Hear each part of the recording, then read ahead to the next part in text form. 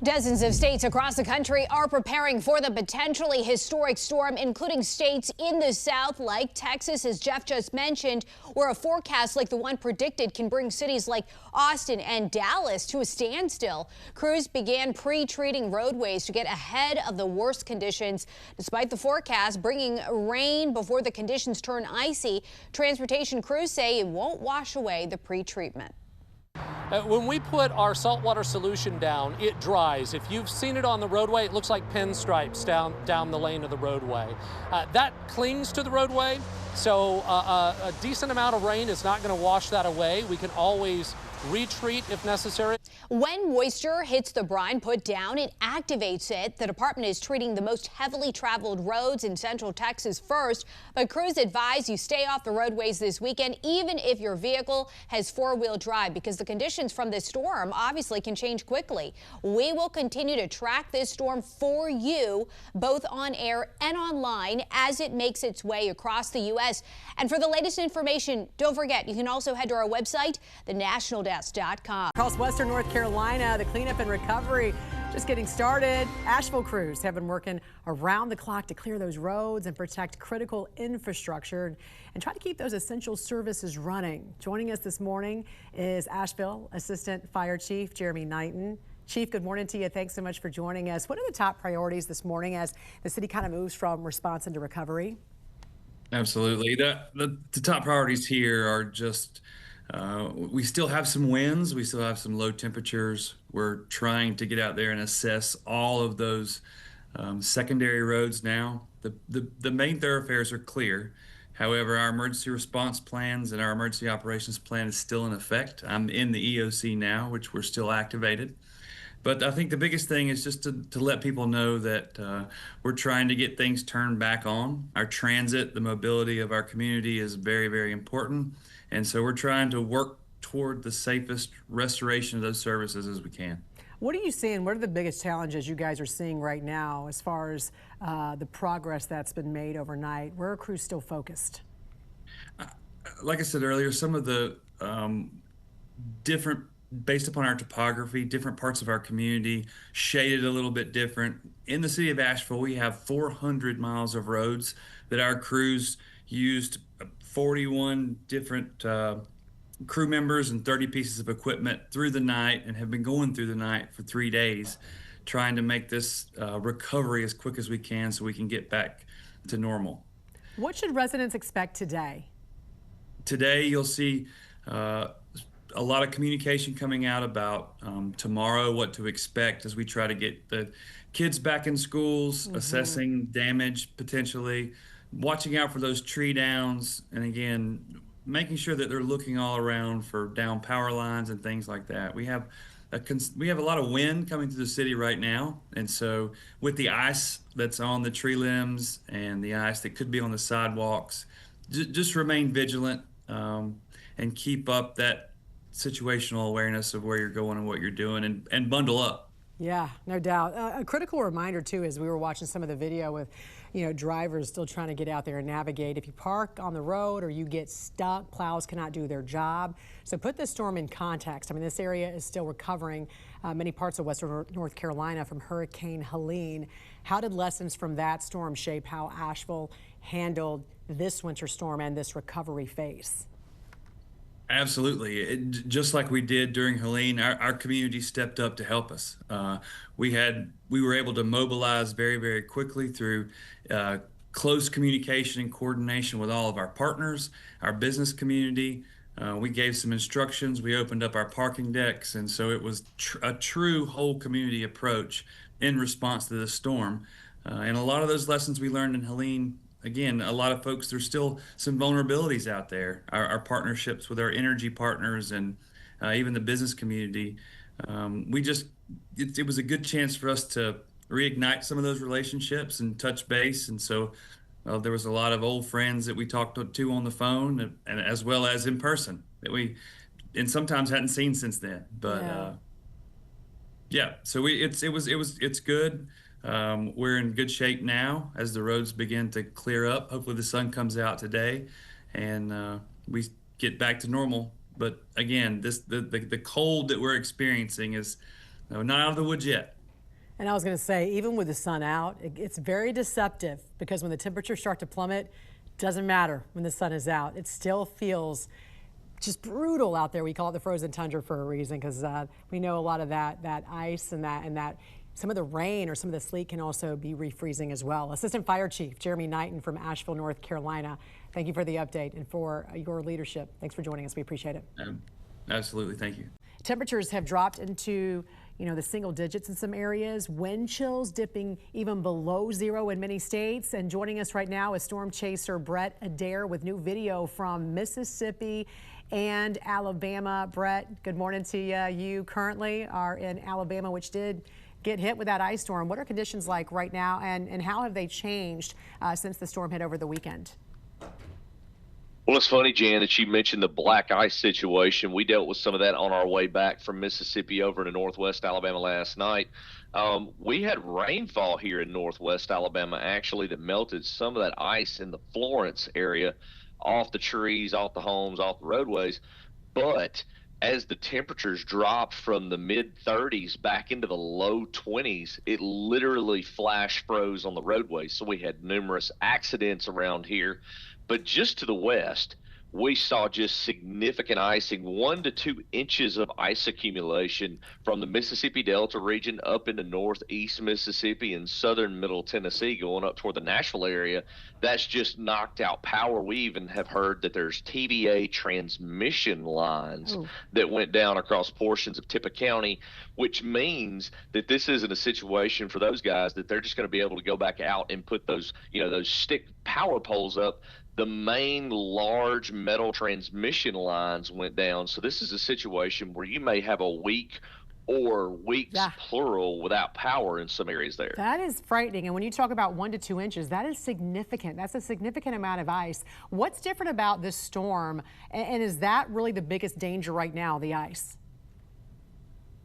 Well, the ice and the cold, because we're not expected to get above freezing for several days, and that's the big issue.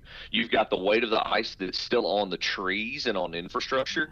So as your reporter showed in Nashville, it's very easy to get caught underneath one of those trees that could crash down onto your home, onto you. So you have to be very diligent if you have to be out in this situation. But not only that, again, the cold weather is going to be the problem too, because here in the Deep South, we're not used to dealing with these ice storms on a regular basis, or snowstorms for that matter. So people aren't used to the extreme cold. It's a little bit different. The equipment to clean this up isn't as readily available as it is in the northern states. So again, this is going to be a pretty long recovery process through much of the week, and you're going to see many school systems that are going to remain closed at least through the first half of the week, if not all week, due to the dangers ahead. Speaking of which, without electricity, you have no heat. And so this could turn into, for many people there, it could turn deadly, as we know. So what are you hearing about the current time frame to restore power as those temperatures continue to plummet over the next week? Well, a lot of crews didn't even get out yesterday because some of the power companies deemed it too dangerous to work, which is totally understandable with all the ice.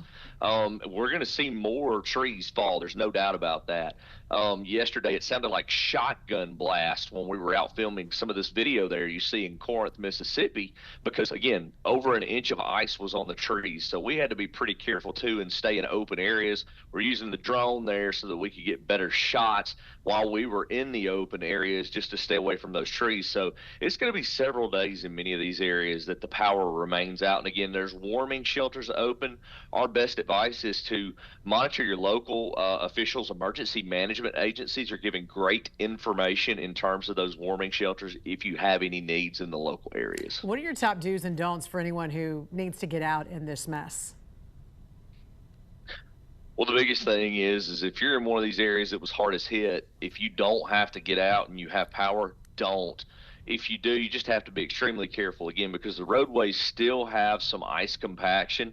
You must remember, in some of the videos, you'll see there's a white covered roadway because some sleet actually fell before the freezing rain changeover. So as that's gotten driven on and compacted down, you're not going to see that layer of ice over the top. So a lot of these roads are still unsafe. Now, there will be some melting as the sun comes out, even as the temperatures are above or below freezing, I'll say, because you got some of that radiational warming from the sun that will assist in melting, but that's just going to refreeze again later as the sun goes down, and then the icing situation on the roads could get worse. So if you do have to do anything, do it during the day, because a lot of these cities are totally black at night right now because they have no power. Wow. All right, Brett, we appreciate you joining us this morning. We'll be checking in with you throughout the morning as we continue tracking Winter Storm Fern and visit other parts of the country dealing with the recovery and the impacts. Thank you.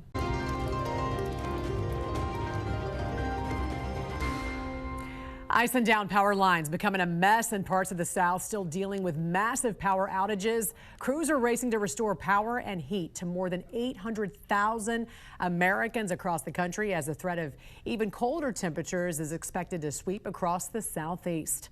Joining us now with an update on the power outages is the spokesperson for Duke Energy, Jeff Brooks. Jeff, good morning to you. Still early Monday, and crews I know have been, out there getting a full picture of what's been left behind with this storm. So what are we looking at this morning with the initial damage assessment, power restoration, and how would you compare really this storm to past winter storms?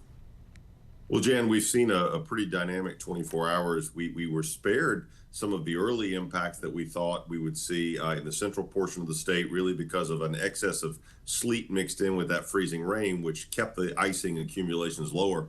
But then there was a second wave of moisture that came through yesterday evening, and we saw those numbers begin to spike again, especially in western North Carolina, the mountains, a lot of freezing rain, a lot of downed trees and lines.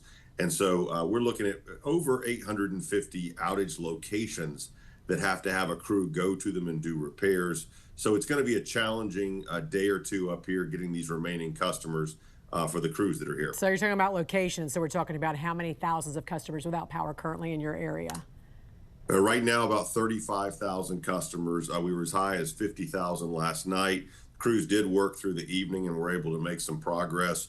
And of course, we have a lot of additional reinforcements in the state, so a lot of resources we can push into that Henderson County, Buncombe County, upstate of South Carolina as well. All those areas that saw Helene damage, a couple years ago, now are faced with some of these kind of conditions again, but it's a winter storm. And Jeff, a lot of people want timelines. So what should customers realistically expect today and tomorrow? And how are you deciding which areas get power back first? Well, we work to restore as many customers as we can with every restoration, as well as getting emergency services up. Again, we've got about 850, 860 outage locations. So a crew has to go there, fix a broken line, a broken pole. So we're looking at probably at least a couple days to get all of this cleaned up. We're going to put as many resources as we can into those areas to try to accelerate that. But as you've noted before, you've got tough terrain, you've got down trees, hard roads to pass. So there's just a lot of difficult, challenging conditions they'll be working in. Yeah, that can slow the process. Some of the biggest challenges, I'm sure, are those down trees and all the ice they have to get around. Safety, always a big concern, from those down power lines to generators. And for customers who may be without power or worried about losing power, what's the most important guidance right now in terms of safety and preparedness? Well, first of all, know that we know you're there and we're not going to forget you. We're going to get everybody back up. If you do have a generator, make sure you're using it outside in a well-ventilated space. Never bring it into your garage or your home.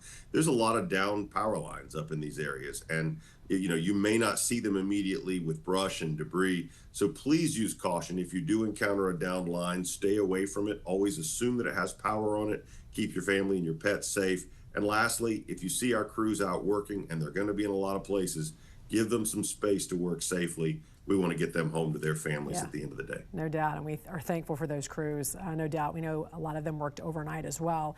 Viewers will remember past winter storms where outages lasted longer than expected, especially with Hurricane Helene in western North Carolina. What changes or investments has Duke Energy made to strengthen the grid going forward, Jeff? Well, we've been upgrading poles and lines all across our service area, making them stronger and more resistant to outages from severe weather. We've also added new technology like self-healing technology that can detect outages and look for ways to reroute power to restore service faster. And then, of course, the refinements we make every storm and learn with our storm process, the ability to bring in crews from out of state, from 40 plus states that are here helping us. All of that is an evolution of the lessons we've learned from storms over the years to get better and better to serve our customers. How many crews you got working right now? We have 18,000 line and tree workers in North and South Carolina right now from 40 states, as well as our local crews. That is very impressive. All right, Duke Energy spokesperson Jeff Brooks, thank you for the update and for the work your crews are doing. We're going to continue to track restoration efforts and bring you the latest throughout the morning, of course. Thank you very much. And the federal government in D.C. closed today because of the weather. Federal agencies and crews, though, are standing by, ready to assist states hit by the massive winter storm. The National News Desk's Atra El-Nashar joining us live from Capitol Hill with more on the Trump administration's disaster response. Good morning to you, Atra. Hey, good morning, Jan. Yeah, D.C. is shut down today. Very few roads are plowed. Lawmakers, we don't expect to see a single one of them around Capitol Hill this morning. So you were mentioning earlier that President Trump began approving those emergency declarations for about a dozen states in the storm's path. And most of those are in the southeast and just aren't used to all this snow. They haven't invested in the infrastructure. Folks aren't used to the frigid temperatures. Like you said, Mississippi, Kentucky, Tennessee, etc. So what these declarations do is they give states access to federal resources to supplement their state's response. According to FEMA, Jan, across their distribution centers, stockpiles include 300 generators and 7 million meals. The agency also has 27 urban search and rescue task forces standing ready if governors request them. In total, about 900 staff from across FEMA and other federal agencies are deployed to these affected states. Now, earlier this month, the Trump administration started the process of laying off hundreds of FEMA disaster personnel, but put that on pause ahead of this storm. I'm Atra El-Nashar for the National News Desk, America's News Now.